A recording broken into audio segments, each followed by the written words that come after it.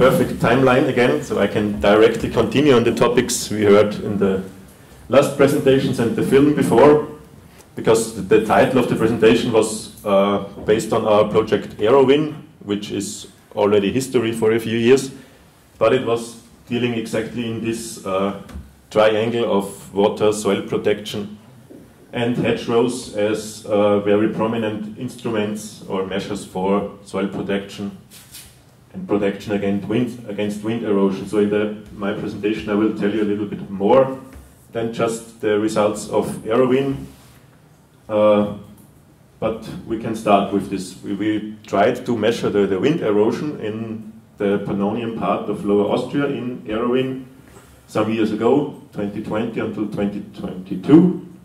And as we were the first in our region here, which tried to get quantitative data of wind erosion, we made quite every mistake which can be done in this topic. And also we know now why there are not many more studies in such still humid climates which where we are working on, because it's not that easy. But as we have the methodological knowledge now, we started a smaller study in Obersiebenbrunn together with the agricultural school there in this springtime or the late winter, and there we got some data. You have here the results already. When we extrapolate it up to 1 year's time, it's around 1 ton per hectare, which is less than common rates for water erosion, but still, let's say, too much.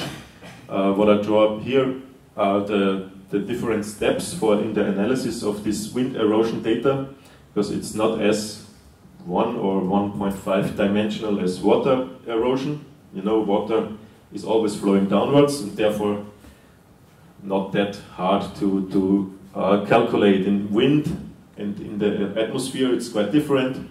We have to do an integration step to the point measurement, then do an area on the soil, and then upscaling to the whole field. This is just in short. I don't want to go too much into detail, therefore this data, so this result is standing there with 916, but it's still very uncertain. But let's go further. What else are we measuring in this field of science? Here you can see a long-term monitoring station where we want to quantify the effects of hedgerow on the water balance, the mesoscale water balance in the agricultural field. And you will see this windbreak here today in the afternoon. It's in the garden of Alfred Grant, where we installed this meteorological and soil water measurement systems a few years ago. Here is also one selected result of these measurements. The windbreak is still juvenile, so it's not that old, not really grown up, so the effects are, let's say we cannot prove the hypothesis yet with our data, but it looks quite promising, let's say, that the moisture is higher near the hedge, let's say in short, over most of the time, and in median water balance data. So when it gets really dry, the effect is getting smaller, but we would like to continue these measurements for the next maybe decades, and then get some, maybe we can get a very nice time series when we, monitor the development of this windbreak, which should still grow a few meters in the height. But the main part of what I will present to you now or today is another part of this project. It's called HackIn, where we developed an assessment system for the ecosystem service of such hedgerows in the agricultural landscape. We heard quite a lot about the wind protection now, or soil protection against the wind effects, but there is much more, and we formulated several ecosystem services. You know, this ecosystem service framework is quite useful for more or less holistic studies on the effects of structures in the agricultural landscape. And we wanted to make an assessment system which is science-based, which may be used by interested laypersons and is comprehensive and transparent. And that's this hacking. You can download all the related material, so a very long documentation, and also the working materials which you will see in the next slides under this DOI. The principles: we work with indicators. That means something we can measure in the field, or to add with some methodology about the single hedgerow, formulate some conversion functions, and later on get some robust or quantitative, semi-quantitative information about the ecosystem services. Here you can see the whole, let's call it framework of this. There are 13 ecosystem services, 31 indicators, and the real science work is to formulate these links, the interactions between the indicators on the one hand side and the ecosystem services on the other. Yes, first step, data acquisition. We have some indicators which may be derived in the field, others which you can get out from common web GIS applications which are available for all countries, not countries, provinces. In Austria, maybe this is the Länder GIS, better ones. And here already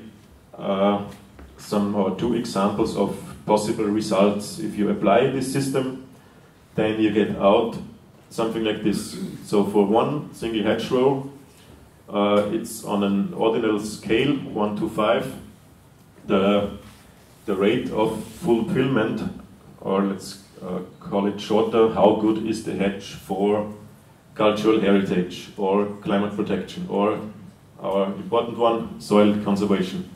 You get these rows, one value for every ecosystem service, which you can interpret for the single hedgerow, for certain, whatever you want to know, or also use it in joint analysis and regional studies, like we also did here in a sample of 50 hedgerows in Lower Austria. And then you can also have this 1 to 5 and have a look how are these hedgerows, or how is the hedgerow infrastructure in shape in my study region.